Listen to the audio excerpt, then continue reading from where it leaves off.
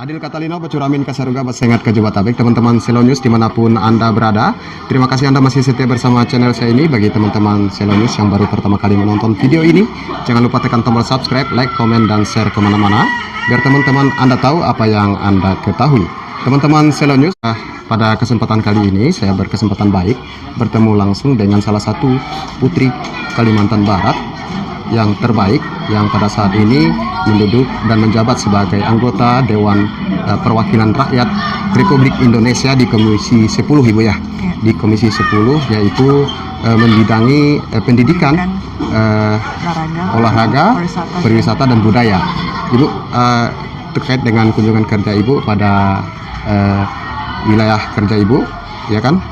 Kebetulan berkunjung di kabupaten kami, yaitu Kabupaten Bengkayang, yang berbatasan langsung Bu dengan negara tetangga kita, yaitu negara bagian Sarawak Federasi Malaysia. Apa yang Ibu lihat selama melakukan kunjungan kerja di sekolah-sekolah, kemudian kemarin juga sempat bertemu dengan seluruh kepala sekolah di Kabupaten Bengkayang.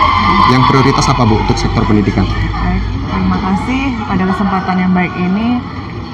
Dalam rangka reses kedua saya melihat permasalahan-permasalahan pendidikan yang ada di Bengkayang, dan kemarin juga kita sudah rapat bersama dengan guru kepala sekolah di Kabupaten Bengkayang. Nah, di sini banyak sekali permasalahan-permasalahan dari sekolah, pendidikan utamanya.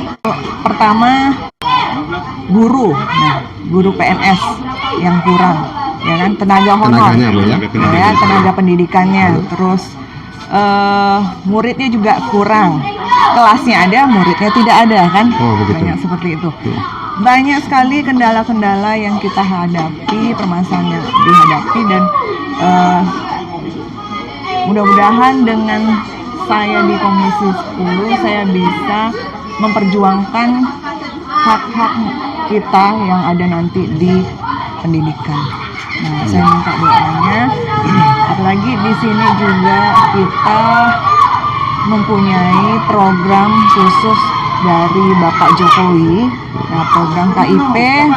Nah, di sini programnya itu PIP. Nah, mudah-mudahan ini bisa membantu anak-anak yang kurang mampu sekolahnya. Jadi, kita mengusulkan kepada kepala sekolah dengan data Dapodik. Nah, kita minta data Dapodik supaya usulan bisa masuk ke kementerian. Nah, kartu ini digunakan sampai ke jenjang kuliah, Bu? Bisa digunakan kalau untuk kuliah. Untuk jenjang kuliah sendiri itu beasiswa namanya kan. Nah, kalau untuk mahasiswa kita lihat IPK-nya. Nah, IPK-nya sendiri minimal sekitar 2,8 itu untuk IPK. Nah, kalau untuk SD sampai SMA, untuk anak-anak yang kurang mampu yang kita kasih, kita bantu. Nah, itu khusus untuk jenjang itu ya? Untuk yang tidak mampu dan memang siswa yang berprestasi pastinya. Dan mudah-mudahan dengan Kartu Indonesia Pintar ini anak-anak semakin mau sekolah, jangan semakin malas dengan ada kartu ini. Dan saya memberi suatu pesan kepada guru kepala sekolah, saya harapkan dengan ada Kartu Indonesia Pintar ini anak-anak lebih semangat sekolahnya untuk menggapai cita-citanya. Oke, baik. Ibu, seperti yang kita ketahui bahwa di Bengkayang ini sebenarnya letaknya di posisi segitiga emas, Bu. Posisi segitiga emas ini, yang pertama itu perbatasan Jagoi Babang. Perbatasan Jagoi Babang ini seperti yang kita ketahui bahwa sebentar lagi akan dibuka. Kemudian Bandara Singkawang yang tidak jauh juga dengan Bengkayang.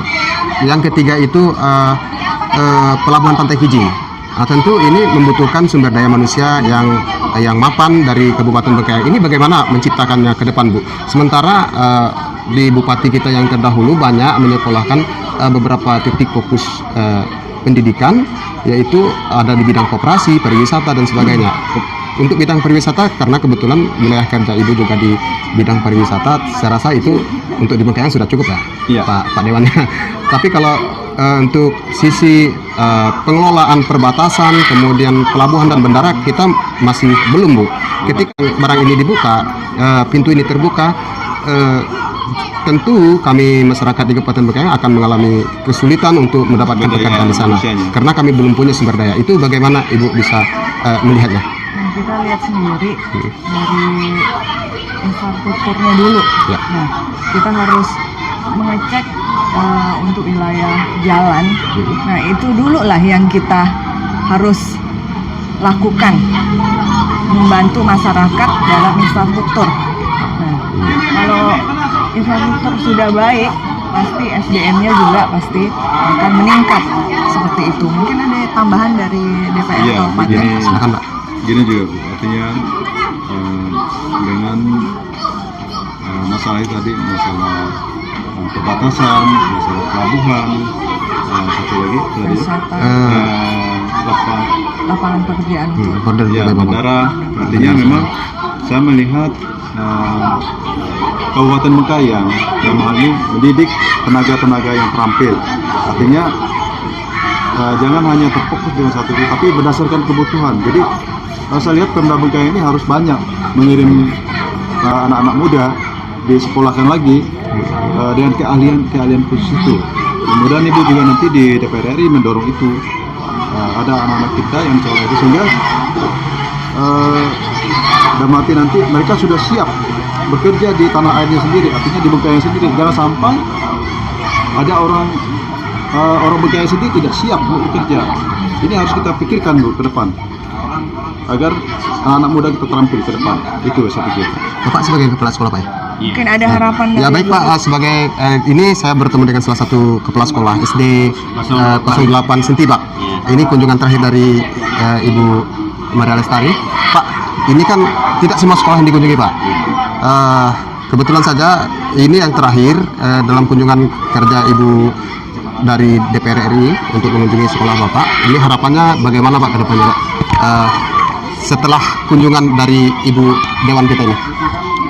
Kami merasa sangat berterima kasih kepada Ibu Dewan DPR RI Komisi 10 yang bisa mengunjungi sekolah kami, jadi bisa melihat keadaan sekolah. Harapan kami banyak kekurangan dari sekolah kami bisa diperjuangkan, terutama masalah bangunan modular, kemudian masalah pendidikan, kemudian masalah tenaga honor kami yang sudah lama mengabdi bisa dibawa aspirasinya supaya mereka bisa diperjuangkan, karena kita mengharapkan harapan itulah yang kita harapkan dari Dewan, supaya memperjuangkan hak-hak Dewan Guru yang banyak mengabdi dengan gaji yang sedikit, jadi yang imbalannya sedikit, jadi sudah mengabdi sampai puluhan tahun untuk mendapat diangkat menjadi pegawai negeri gitu. Itu harapan kami. Oke baik Pak, dengan Bapak siapa Pak? Fabianus Limut. Baik teman-teman Selonjus, seperti yang disampaikan oleh Ibu Dewan kita ini tadi, bahwa yang terpenting itu adalah infrastrukturnya Ibu ya. Infrastrukturnya ya, mudah-mudahan sama SDM-nya, mudah-mudahan ini bisa terjawab dan membantu kita di Kabupaten Bengkayang ini. Baik teman-teman Selonjus dimanapun Anda berada, saya akhiri dulu perbincangan dengan beliau ini. Sebentar lagi beliau ini akan mengunjungi salah satu objek wisata di Kabupaten Bengkayang yang terdekat, yang lagi tenar pada di kalangan Kabupaten Bengkayang ini, yaitu di Setangga Lestari Ibu ya. Nah, di Setangga Lestari sama dengan namanya, dia akan berkunjung sebentar lagi. Ikuti saya terus ya. Bagi teman-teman Selonjus yang baru pertama kali menonton video ini, jangan lupa tekan tombol subscribe, like, komen, dan share kemana-mana biar teman-teman Anda tahu apa yang Anda ketahui. Adil Katalino, Bacuramin Kasaruga, Basengat Kak Jubata. Harus